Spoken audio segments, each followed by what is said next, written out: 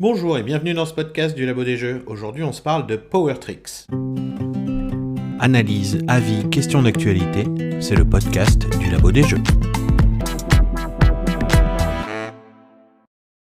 Alors, Power Tricks, comme d'habitude ici, c'est du pli.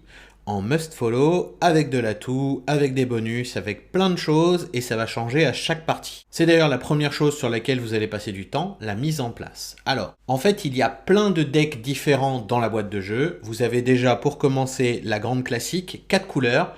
Ici, elles sont asymétriques, c'est-à-dire qu'elles ne font pas toutes la même taille. Vous allez avoir à côté de ça une carte qui vous définit le chapitre que vous êtes en train de jouer, vous donnant comme paramètre l'atout que vous allez jouer, le pari que vous allez essayer de compléter, les bonus selon la carte de pouvoir que vous allez jouer, les cartes de pouvoir, il y en a une par pli, les gemmes également, bref. Beaucoup de choses, il va falloir qu'on fasse un peu le tour de tout ça. Alors, on va commencer par l'épée de pouvoir. Elles vont de 1 à 11, puisque vous allez jouer entre 1 et 11 plis, selon le nombre de joueurs autour de la table. À chaque pli, il y en a une qui est mise en jeu, et dans l'ordre du tour, à partir du premier joueur, vous pouvez dire « je prends l'épée de pouvoir » et vous attrapez la carte qui est en jeu à ce pli-là. Son premier effet, c'est qu'elle augmente toutes les cartes de votre main de sa valeur. Si vous la prenez au premier pli, c'est plus 1. Si vous la prenez au dernier pli, c'est plus 11. Ce sera plus 11 sur une seule carte, mais ce sera quand même plus 11, c'est toujours ça.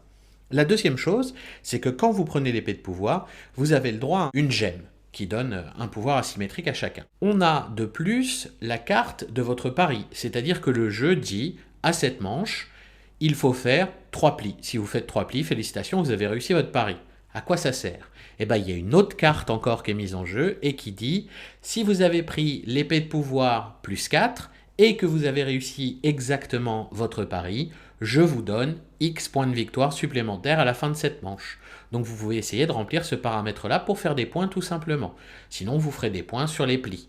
Et pour définir combien de points vous ferez sur les plis, il y a encore une carte de paramètres qui vient vous dire vous marquez X points par pli ou alors X points par pli au-dessus de votre pari, ce genre de choses. Donc, à vous de voir comment vous voulez vous moduler dans la manche en cours. Quand est-ce que vous voulez prendre l'épée de pouvoir ? Est-ce que vous voulez gagner les points de victoire qu'elle peut vous apporter ou pas ? Est-ce que vous voulez remplir une autre condition pour marquer des points de victoire ? Ainsi de suite, ainsi de suite. C'est vraiment vous qui définissez comment vous allez jouer votre manche. Et comment on la joue cette manche une fois qu'on a mis en place toutes ces choses, toutes ces cartes et ainsi de suite ? Eh ben, on est sur du classique must follow, je dois suivre la couleur demandée. Si je n'ai pas, je peux jouer ce que je veux. Si une autre couleur est la couleur d'atout, je peux donc couper à ce moment-là.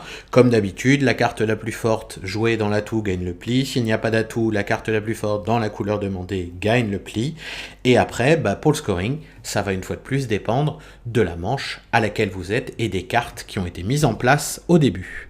Dans le feeling de Power Tricks, j'ai vraiment l'impression de retrouver les paramètres de Niet, ce jeu qu'on a déjà chroniqué sur le podcast du Labo des Jeux. Je vous invite à retourner l'écouter si jamais, c'est un excellent jeu en plus. Dans lequel on vient définir chaque paramètre au fur et à mesure au début. Alors là, il y a une carte qui vous donne les paramètres. Mais rassurez-vous, bien entendu, le concepteur du jeu n'est pas fou.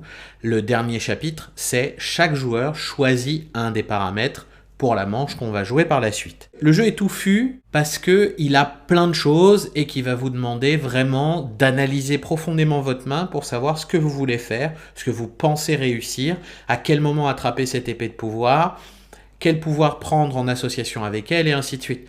Vraiment, il y a beaucoup d'analyse, c'est-à-dire que c'est pas du jeu auquel on va jouer avec des gens qui n'ont jamais fait de jeu de pli. Il faut déjà avoir un petit bagage pour vraiment s'en sortir, analyser tout ça et vraiment optimiser la chose. Il faut faire attention également parce que vu que c'est des associations de cartes qui vont à droite, à gauche et les cartes gemmes, il y en a tout un deck, c'est celles qui vous donnent des pouvoirs asymétriques, ça peut créer des combos qu'il faut qu'un joueur sur cette manche-là, va rouler sur les autres et va faire un maximum de points. Donc il faut faire attention à ça, ça peut créer du déséquilibre, pas du chaos mais du déséquilibre, et ça peut rendre une manche un peu moins intéressante que les autres. Sinon, sur le reste, il est vraiment fun, il a un thème musclore en fait, avec des gros gars bodybuildés, il y a même une archère je crois, et puis on attrape une épée de pouvoir qui s'électrise de plus en plus et ainsi de suite, il faut hurler « je prends le pouvoir » quand on prend l'épée. Bref, le thème est fun, le jeu l'est aussi, on passe un chouette moment, c'est pas très long, une manche est assez rapide, une partie c'est 3 chapitres, donc ça va assez vite à jouer. Sur le côté un peu négatif, j'irais sur le fait qu'à 5, il est un peu trop court et que du coup on n'a pas le temps de se retourner ou de se préparer sur quoi que ce soit. Et ce qui fait que c'est une configuration qui marche moins bien pour moi, mais à 3 comme à 4, à chaque fois ça a fonctionné. Donc ce Power Tricks, c'est un jeu que je recommande. C'est vraiment un jeu chouette et un bon jeu. En tout cas, si vous avez l'occasion, je vous invite à l'essayer. De plus, il est disponible normalement dans les bonnes boutiques parce qu'il est importable depuis les États-Unis. Alors, ça a peut-être coûté un peu plus cher ces derniers temps, mais bon, il est encore trouvable. En tout cas, c'est tout pour moi. Je vous souhaite une très bonne journée et à bientôt pour un nouveau podcast du Labo des Jeux. Vous pouvez également nous soutenir grâce à notre Ko-fi, dont on vous met le lien en description. Merci.